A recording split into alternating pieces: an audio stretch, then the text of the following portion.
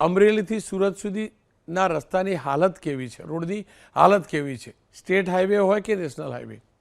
હું સાહેબ અમરેલીથી સુરત અત્યારે ટ્રેનમાં આવ્યો છું. મને ખબર હતી કે આ રસ્તામાં આપણે ગાડી લઈને ના જવાય. ગાડી લઈને જાય તો આપણે 18 કલાકે પહોંચી. એટલે હું લીલિયા મોટાથી ટ્રેનમાં બેસીને સુરત આવ્યો છું. પણ શું કારણ? અધિકારીઓ કોઈનું સાંભળતા નથી. શું કારણ? અને કેમ નથી રોકવામાં આવતો ભ્રષ્ટાચાર? કેમ સરકાર આ પ્રકારના ભ્રષ્ટાચારને રોકતી નથી? જો આપ કહો છો એ પ્રકારે ભ્રષ્ટાચાર થતો હોય તો હવે એ તો સાહેબ એ તો જવાબદારી અધિકારીઓની છે ને, કે કોન્ટ્રાક્ટરોને કંટ્રોલ કરવો એ તો અધિકારીઓની જવાબદારી છે.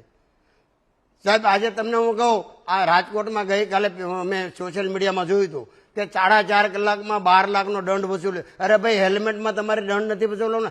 હેલ્મેટ પહેરવું કે તમારા ખાડા જોવા? હેલ્મેટ પહેરે તો ખાડો ન દેખાય, ખાડો ન દેખાય એટલે તરત પડે.